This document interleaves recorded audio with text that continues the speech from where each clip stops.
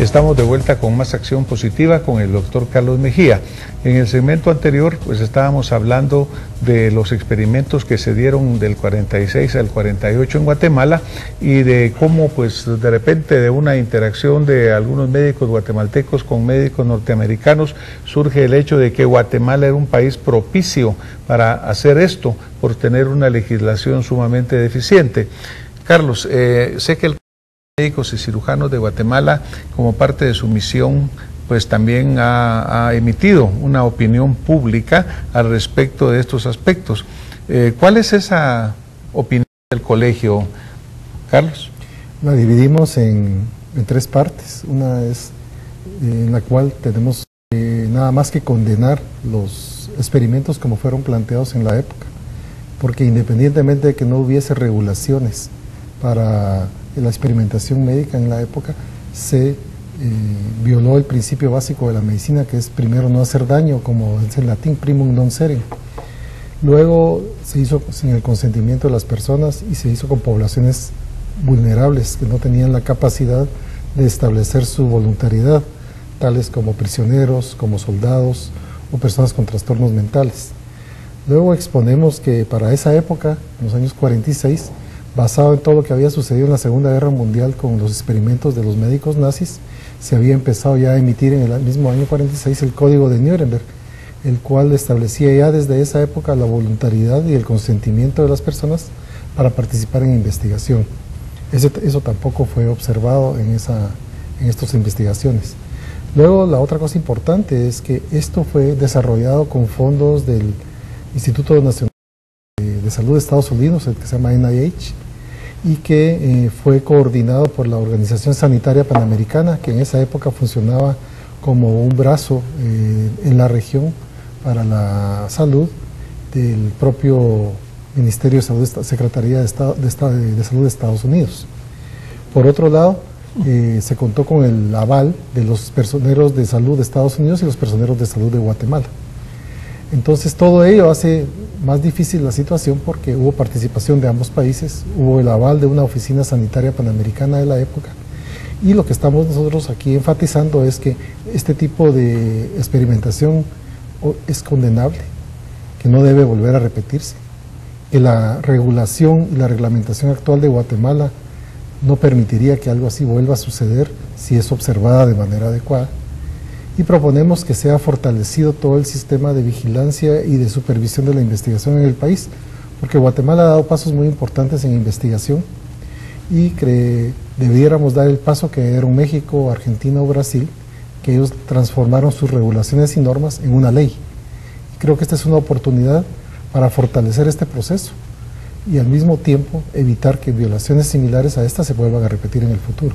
Creemos que la oportunidad de Guatemala es dar un ejemplo no solamente para nuestra propia medicina, sino para la medicina de toda la región o incluso del mundo, si de esto sacamos una conclusión que sea una prevención a largo plazo y medidas correctivas que se necesiten. Imagínate Carlos, claro, ¿verdad? De que obviamente pues me parece un excelente pronunciamiento del colegio, una clara posición de lo que debe de ser por nuestra profesión, pero verdaderamente también tú mencionabas que encontraron la situación propicia, ¿no? Qué lástima que pues tanta organización tan seria como el Instituto Nacional de Salud en Estados Unidos, pues OPS, todos ellos avalaron un estudio, ¿no? Ahora, este estudio, ¿será que lo hicieron en Guatemala? Porque además lo permitimos, porque tampoco lo hicieron en otros países, ¿no? De la OPS, sino que acá. Pero también sé que hay estudios del mismo doctor Kotler, según recuerdo, que se hicieron en Alabama, en poblaciones de afroamericanos, también sobre el sífilis. ¿Qué estudios fueron estos, Carlos? Sí, el doctor John Kotler, el estudio más famoso en el cual ha dado lugar a muchas de las regulaciones actuales. Es el estudio Tuskegee, que fue realizado con afroamericanos de Alabama, quienes sabiendo que estaban infectados con sífilis, se les observó por más de 40 años, desde los años 30 hasta los años 70, sin intervenir, sin tratar, para observar cuál era la evolución natural de la sífilis sin tratamiento.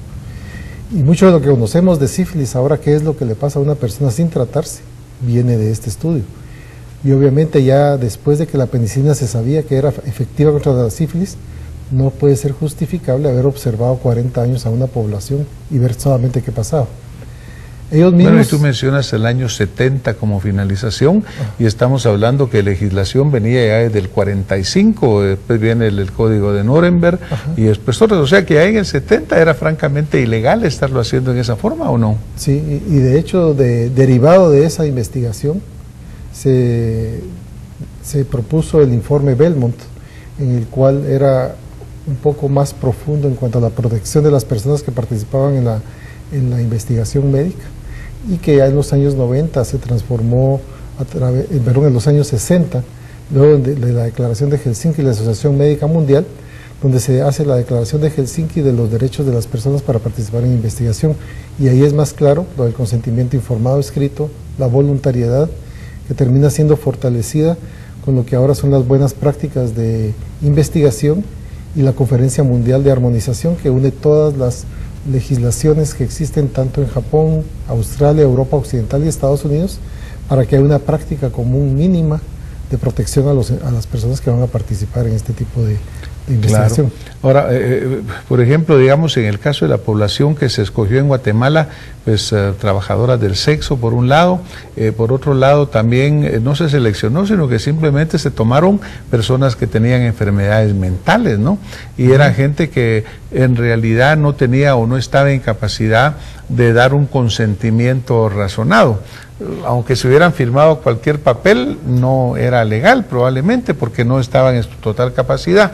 Te recuerdas pues de que desafortunadamente ese centro hospitalario fue incendiado y se destruyó totalmente, y entiendo que muchos archivos ahí se perdieron.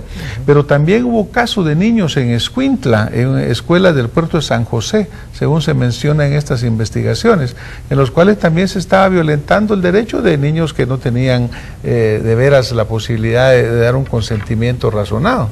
Sí. En esta población de niños que era del orfanatorio que quedaba en Escuintla, lo que se hicieron fueron pruebas de sangre para validar la prueba de diagnóstico de sífilis, que se llama BDRL. A los que sí se infectó deliberadamente fue a las 3 poblaciones de enfermos mentales, reclutas del ejército y personas en las cárceles. Y fueron infectados un grupo con sífilis, otro grupo con gonorrea y otro con chancroide.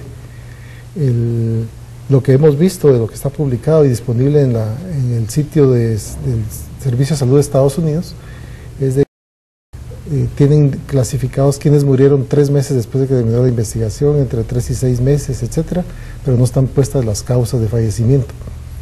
La otra cuestión que creemos que es importante es que estas mismas investigaciones parecían ser como un estándar de trabajo en los países occidentales en esa época, porque hicieron un nuevo estudio de inoculación con voluntarios en cárceles de Nueva York, una cárcel que se llama Sing Sing, e inocularon a pacientes.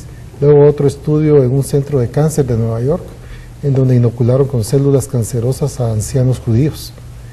Y uno más que fue en un hospital de enfermos mentales en Estados Unidos, donde deliberadamente se provocó infección por virus de hepatitis. Y eso es algo que esperamos que, si se observan las regulaciones internacionales y nacionales, no vuelva a ocurrir. Porque si realmente no, la ciencia está al servicio del hombre, no el hombre al servicio de la ciencia. Claro, también desafortunadamente en muchos de estos aspectos han habido, no probablemente en este caso en particular, pero en otras investigaciones que se han desarrollado sumamente comerciales, ¿no? Y que en aras de desarrollar productos que se vendan rápidamente, pues se han venido o se tratan de violentar algunos principios de esta ética y de este sistema de investigación. Vamos a un corte y regresamos en un momento con más Acción Positiva.